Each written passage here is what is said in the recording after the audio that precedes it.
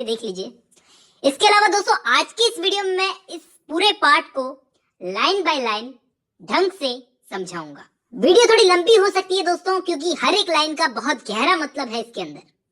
तो दोस्तों ज्यादा टाइम ना वेस्ट करते हुए शुरू करते हैं आज की हमारी वीडियो।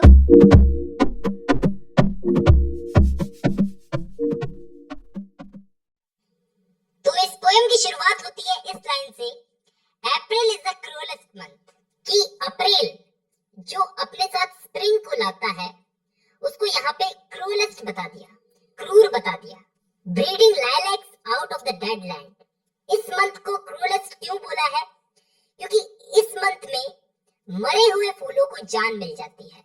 ये लाइलैक्स जो है एक टाइप का फ्लावर होता है दोस्तों, और ये लाइलैक्स फ्लावर भी मरी हुई जमीन में से, डेड लैंड में से बाहर आकर के उगने लगता है। ये डेड लैंड का मतलब है वो लैंड जो विंटर के टाइम पर बर्फ से ढका रहता है। और ब्रीडिंग का मतलब तो आप जानते ही होंगे, नस्ल बढ़ाना, अपनी प्रजनन करना, हिंदी में बोलते हैं इसको प्रजनन करना। Mixing the memory and desire. तो स्प्रिंग इनकी मेमोरी एंड डिजायर, मेमोरी और डिजायर को एक करती है, यानी कि पास्ट और फ्यूचर को एक करती है। Stirring dull roots with spring rain. Stirring का मतलब होता है दोस्तों यहाँ पे जान डालना, किसी चीज में जान डालना। तो स्प्रिंग की रेन जो है वो डल पड़ी हुई रूट्स में, रूट्स यानी कि जड़ों में जान डालती है। मतलब प्लांट्स की जो जड़ें हैं वो बर्फ के नीचे दबी हुई है। ये जो लैंड है जो बर्फ से ढका हुआ है, इसके नीचे प्लांट्स की जड़ें यानी पेड़ पौधों की जड़ें दबी हुई है, और स्प्रिंग रेन आकर के उनमें जान डाल रही है। आगे पोएम क्या कहती है? Winter kept us warm. मतलब विंटर हमको गर्म रखता है। विंटर वेस्टलैंडर्स के लिए, मतलब जो वेस्टलैंड में रहते हैं उनके लिए विंटर का सीजन एक अच्छा सीजन है जो इन्हें गर्म रखता है। Covering earth with forgetful snow, जो कि अर्थ को फॉरगेटफुल स्नो से भर देता है। Feeding a little life with dry tubers. दोस्तों यहाँ पे नोट करना, ड्राई ट्यूबर्स का मतलब यहाँ पे है सूखी जड़ें, यानी ड्राइड रूट्स। तो स्प्रिंग का सीजन इन ड्राई ट्यूबर्स को नई जिंदगी दे रहा है। आगे बढ़ते हैं। समर सरप्राइज अस। समर हमको यानी कि वेस्टलैंडर्स को सरप्राइज कर देती है। Coming over the Starnbergersee. तो स्प्रिंग जो है ये स्टन बेजर सी से आती है। दोस्तों ये स्टन बेजर सी एक टाइप की लेक है, मतलब एक लेक है, एक झील है जर्मनी में। तो इधर से ये स्प्रिंग आती है with a shower of rain, और अपने साथ शावर ऑफ रेन को लाती है। अब दोस्तों यहाँ पे टीएस इलियट इस बरियल ऑफ द डेड का फर्स्ट सीन बताएगा, तो इसको गौर से सुनना। We stopped in the colonnade. जब बारिश हो रही थी तो हम लोग कॉलोनेट में रुक गए। कॉलोनेट का मतलब होता है दोस्तों यहाँ पे raw of trees, a raw of trees यानी कि पेड़ों की कटार। तो बारिश हो रही थी तो बारिश से बचने के लिए हम लोग कॉलोनेट में जाकर के रुक गए, उसके नीचे रुक गए। And went on in sunlight into the Hof garden. और जब बारिश रुक गई तो हम लोग सनलाइट में गए और हॉफ गार्डन में। दोस्तों ये हॉफ गार्डन जर्मनी का एक पब्लिक पार्क है। एंड ड्रैंक कॉफी, और हमने वहां coffee P. And talked for an hour, और वहां हमने 1 घंटा बातें की उस पब्लिक पार्क के अंदर। ठीक है, अब ये जो आगे वाली लाइन है दोस्तों ये जर्मन में लिखी हुई है, तो मैं इसको प्रोनाउंस नहीं कर सकता, लेकिन इसका मतलब जरूर बता सकता हूँ। इसका मतलब ये है कि ये जो मैरी है, जो डचेस है मैरी, जिसकी मैं बात कर रहा हूँ, जिसका एग्जांपल यहाँ पे टीएस इलियट दे रहा है, इस लाइन में मैरी बोलती है I am not Russian at all, I come from Lithuania, I am a real German. ये है इस लाइन का मतलब। हिंदी में मैं रशियन नहीं हूँ, मैं लिथुआनिया से आई हूँ और मैं एक रियल जर्मन हूँ। दोस्तों इस लाइन में ये जो एंड का शब्द है DEUTSCH, इसका मतलब है German. And when we were children, और जब हम लोग बच्चे थे, मैरी ही बोल रही है सारी बातें, ठीक है। And when we were children, जब हम बच्चे थे, staying at the archduke, तब मैं आर्च ड्यूक के घर पर रहती थी। माय कजन, मेरा कजन, मेरा चचेरा भाई, he took me out on a sled, वो मुझे बाहर स्लेड की सवारी करने ले गया। दोस्तों स्लेड एक टाइप की गाड़ी होती है जो बर्फ में खींची जाती है। एंड आई वॉज फ्राइटन, और मैं बहुत डरी हुई थी। ही सेड, मेरे कजन ने मुझसे कहा, Marie Marie hold me tight, Marie Marie मुझे टाइट पकड़ लो, एंड डाउन वी वेंट, और हम लोग स्लैड पर बैठ करके बर्फ में फिसलते हुए नीचे चले गए। इन द माउंटेन्स, माउंटेन्स यानी कि पहाड़ों में, पहाड़ों में हम फिसलते हुए उस स्लैड पर बैठ करके हम लोग फिसलते हुए नीचे की तरफ चले गए पहाड़ों में। देयर यू फील फ्री, जहां तुम एकदम फ्री फील करोगे, हर एक चीज से एकदम फ्री फील करोगे। I read much of the night, मैं रातों में पढ़ा करती थी। And go south in the winter, और विंटर्स के टाइम पर हम लोग साउथ की तरफ चले जाते थे। अब दोस्तों इसके बाद टीएस एलियट इस पोयम का दूसरा सीन दिखाता है, इस वेस्टलैंड की मॉडर्न सिविलाइजेशन का।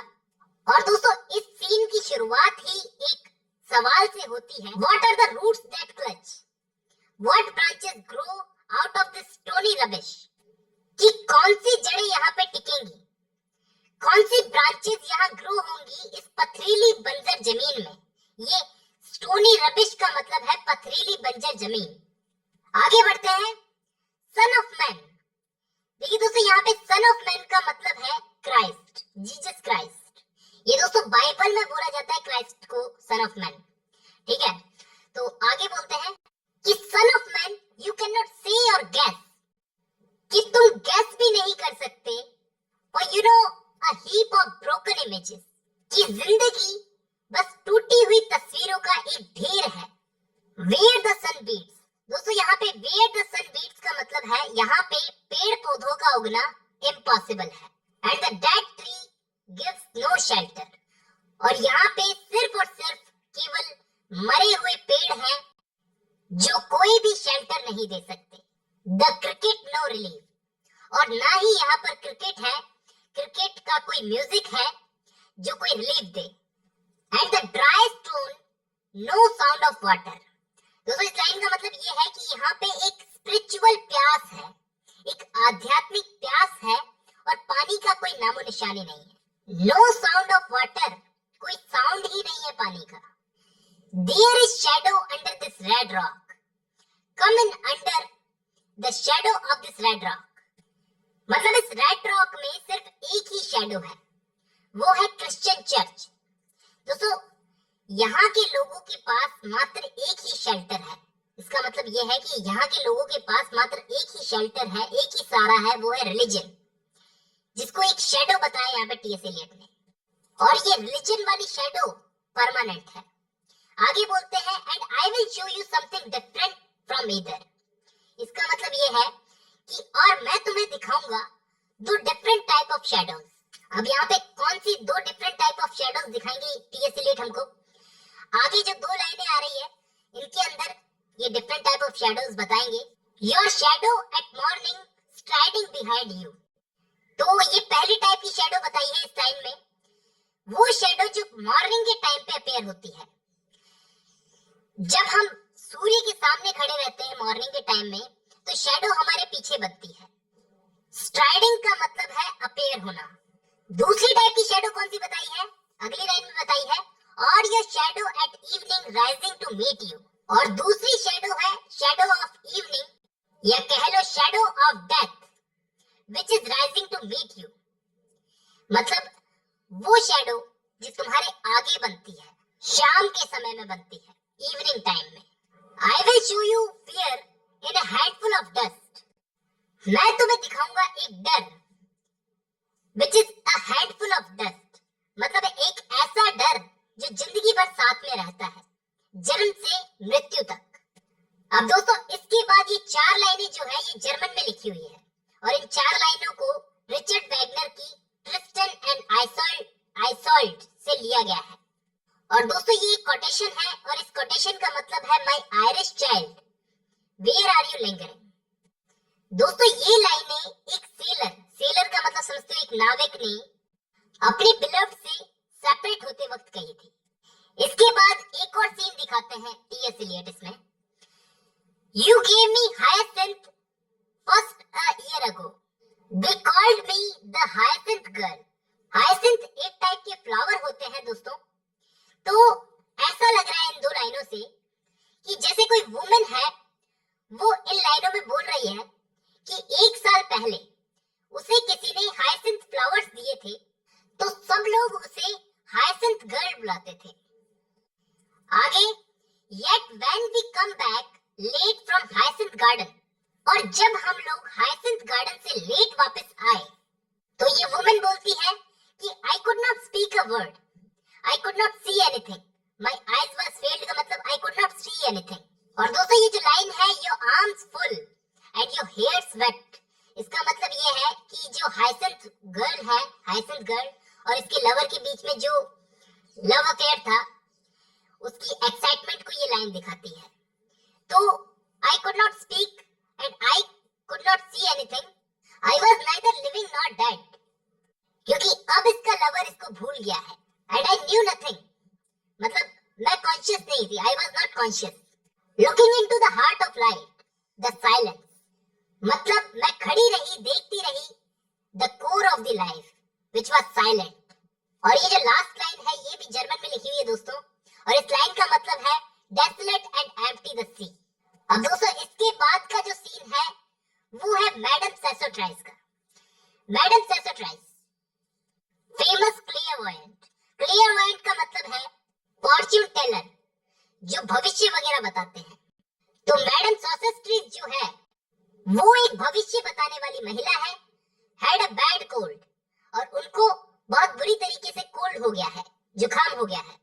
Nevertheless is known to be the wisest woman in Europe, फिर भी ये महिला पूरे यूरोप में बहुत समझदार मानी जाती है। With a big pack of cards, इस महिला के पास इसका पैक ऑफ कार्ड्स है, जिससे ये लोगों का भविष्य बताती है। Here said she is your card, तो ये अपने कस्टमर से बोलती है, here is your card, the drowned Phoenician sailor. तो जो कार्ड इसने खींचा है सेसोट्राइस ने, उस पर जो फोटो छपी हुई है, वो ड्राउन फोनिशियन सेलर्स की है, जो 1000 BCE के आसपास फोनिशियन सेलर्स का एक ग्रुप पानी में डूब गया था। तो दोस्तों ये अगली जो लाइन है, those are pearls that were his eyes, look, ये जो लाइन है, ये लाइन शेक्सपियर के प्ले टेम्पेस्ट से ली गई है। दी टेम्पेस्ट से, कि डूबने के बाद आंखों के आईबॉल्स मोती बन जाते हैं। Here is belladonna. अब जो नेक्स्ट कार्ड सेसोट्राइस ने खींचा है, वो है बेलेडोना का। बेलेडोना का मतलब होता है एक लेडी जो बहुत खूबसूरत हो। Here is belladonna, the lady of the rocks. दोस्तों यहाँ पे लेडी ऑफ द रॉक्स का मतलब है वो पेंटिंग जो लियोनार्डो दा विंची ने बनाई थी वर्जिन मैरी की, उसकी फोटो इस कार्ड पे छपी हुई है। अब ऐसे ही लेडी ऑफ सिचुएशंस का card, man of 3 staves, the wheel, the one eyed merchant, और ऐसे ही एक कार्ड ऐसा भी है जो ब्लैंक है। ये ब्लैंक कार्ड इंडिकेट करता है it's something he carries on his back, एक मर्चेंट जो अपनी बैक पर कुछ कैरी करके ले जा रहा है, which I am forbidden to see। और इस कार्ड को ये सेसोट्राइस जो है, ये फोरकास्ट नहीं कर सकती। अब बहुत सारे कार्ड्स इसको मिल चुके हैं, बहुत सारे कार्ड्स इसने देख लिए, लेकिन ये बोलती है I do not find the hanged man, इसको हैंग्ड मैन वाला कार्ड नहीं मिला। दोस्तों यहाँ पे हैंग्ड मैन का मतलब क्राइस्ट है, और यहाँ पे टी.एस. एलियट कहना चाह रहा है, एक तरह से सटायर किया यहाँ पे, कि इस वेस्टलैंड में स्पिरिचुअलिटी की कितनी कमी है। आगे फियर डेथ बाय वाटर, और यहाँ एक और कार्ड है उन लोगों के लिए जिनको डूबकर मरने से डर लगता है। I see crowds of people walking round in the ring, मैं देखती हूँ कि क्राउड ऑफ पीपल, लोगों का एक क्राउड, एक भीड़ जो कि रिंग की तरह गोल गोल घूम रही है। दोस्तों इस लाइन का मतलब ये है कि लोगों का क्राउड जो कि लंदन ब्रिज से पास होता है, और walking round in a ring का मतलब है और अपना डेली रूटीन का काम करते हैं वो लोग एमलेसली, मतलब उन लोगों का कोई एम नहीं है, एमलेसली वो रिंग की तरह गोल गोल अपना काम करते हैं। Thank you. If you see dear Mrs Equitone, tell her I bring the horoscope myself. ये अपने एक क्लाइंट से बोल रही है कि मैं अपना हॉरोस्कोप लाऊंगी और अपने एक क्लाइंट का फ्यूचर बताऊंगी। आगे ये बोलती है One must be so careful these days. लेकिन इन दिनों मुझे बहुत ही केयरफुल भी रहना होगा।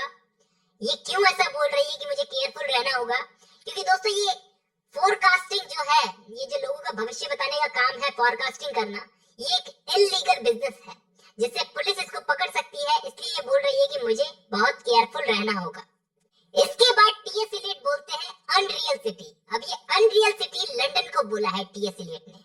Under the brown fog of winter dawn, मतलब अंडर द ब्राउन फॉग और विंटर की सुबह, विंटर डॉन का मतलब विंटर की सुबह, a crowd flowed over the London bridge.